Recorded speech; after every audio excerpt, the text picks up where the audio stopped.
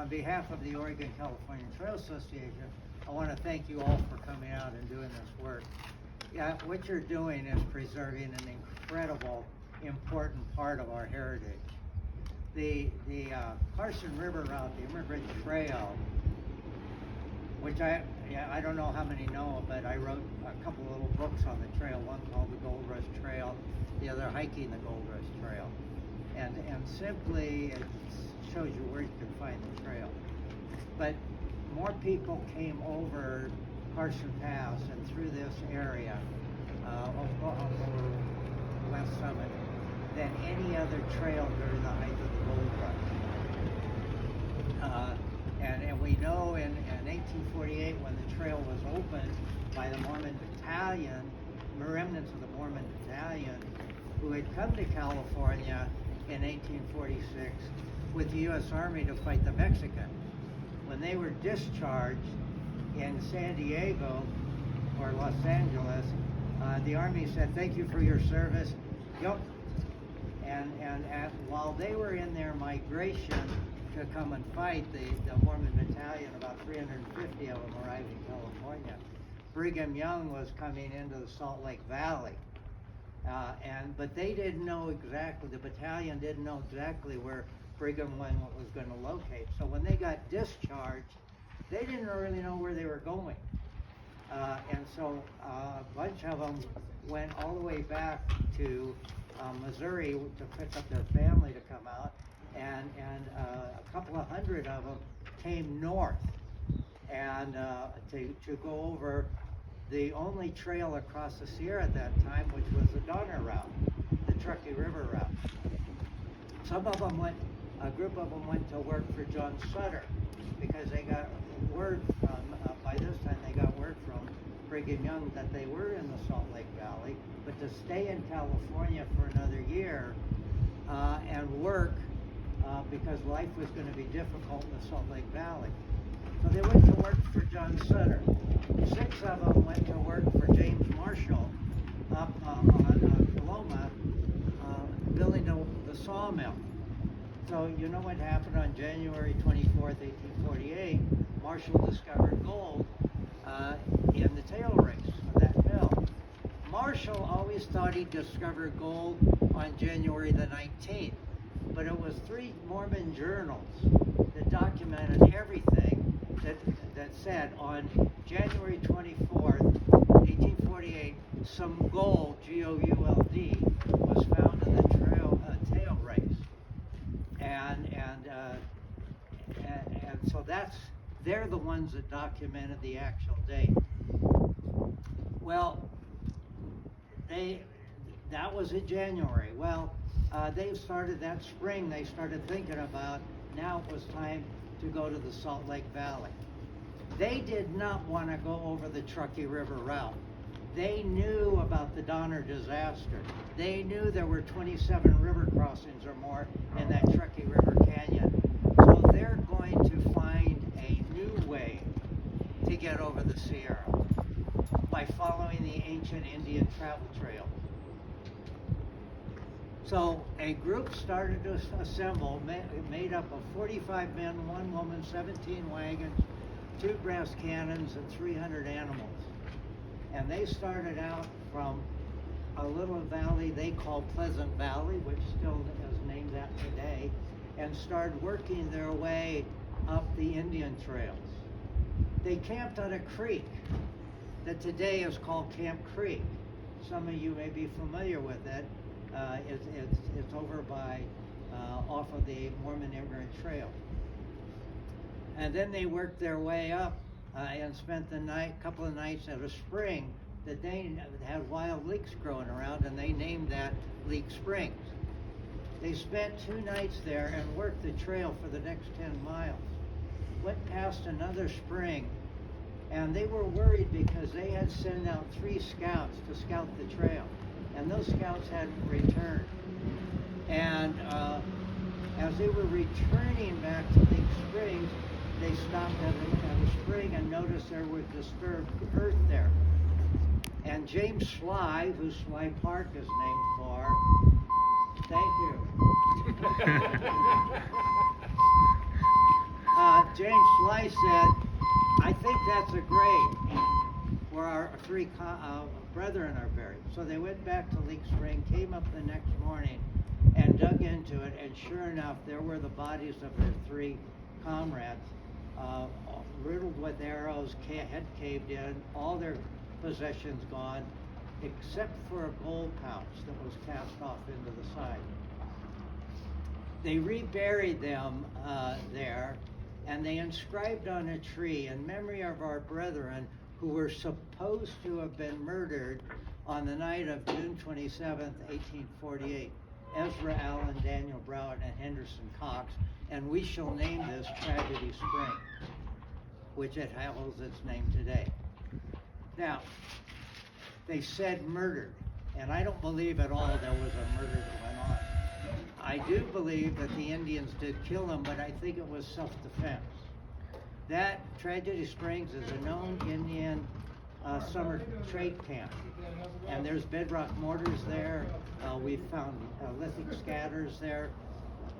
And what I think happened, though, because these are Washoe Indians, they're not warrior Indians. They had no reason to kill these men other than a self-defense action. So, in the minds of the pioneers in those days, Indians were something to be feared, even though they had some relationships with them. So these three men, in my speculation, came up and surprised the Indians. Everybody took a defensive posture, had a little skirmish, and the white men lost. And the Indians said, uh-oh, there's 45 men, 1 woman, 17 wagons, 300 amp coming up. That's my version. There's coming, and we'll throw them in the ground, cover them up, and get the hell out of there. Because in Indian tradition, if it was an act of vengeance, you wouldn't have buried them. You would have left them for the wolves. And they didn't do that. They hid them. And so that indicates them. The other thing is, the inscription said June 27th. Well, they weren't there until July the 19th. So how did they even know what that date? Well, June 27th, 1844 is the year that Joseph Smith was killed in the Carthage jail, their prophet and leader. So my speculation is, how could you honor these three men than to give them the same death date as their prophet leader? That's the only thing that makes sense. So that group then continued on. After they named Tragedy Springs, the group continued on and worked their way past Mud Lake, up by Place's Trading Post, along Hungalelti Ridge, and they were the first ones to cross over.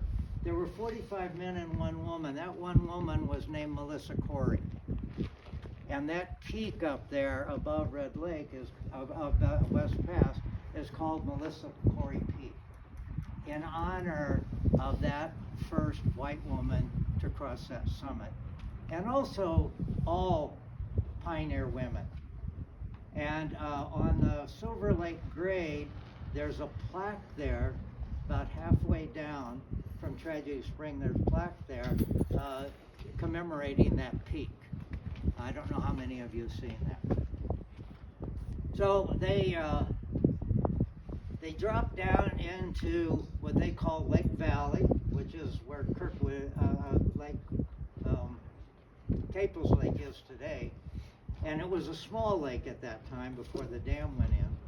And then they proceeded over Carson Pass and dropped down into a big valley on the west side. And Bigler wrote in his journal, "We're now on the east side, and we have hope we're going to make it all the way, and we'll name this whole valley." They continued on, and on the way out, they met a group of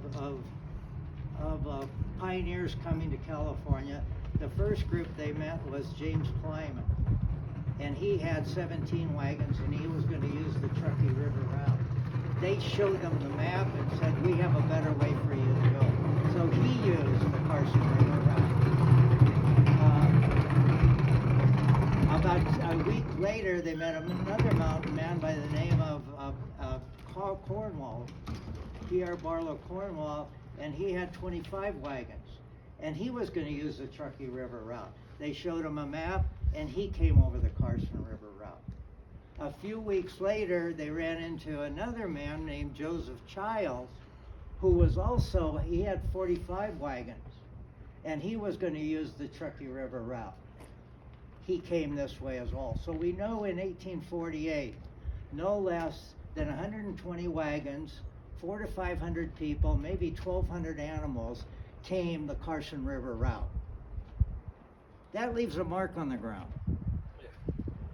Word got out that the Carson River route was a better way to the gold fields than the Truckee River route.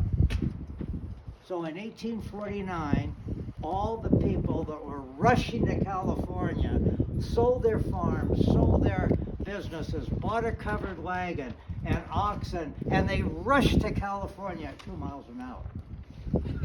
That was the gold rush. It took them 5 months.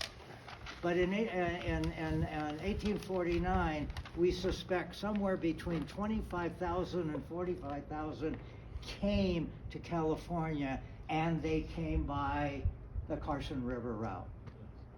In 1850, somewhere between 50 and 60,000 people came, and they came by way of the Carson River route. 1851 was a down year because 1850 was also the cholera year. So that was a down year, only about 10,000 people came. But 1852 was a very big year in the gold rush. Somewhere between 52,000 and 75,000 came. But by 1852, there were other trails opened up. The Sonora Trail was opened up. The Johnson Cutoff, which is Highway 50, was opened up. The Beckworth and the Nobles, and all of those were peeling off some of the gold rushers off of their trails. But the Carson River route still brought most of the people to the gold fields. So what you're doing is preserving that heritage. And it's one of the only places in all of the trail that we have such good evidence of that historic trail, and you people are contributing to it. I've spent 45 years doing this, and there were many days that I was out with my own loppers, all by myself doing that. I just can't do it anymore. I'm 86 years old, and I think it's time for me to retire.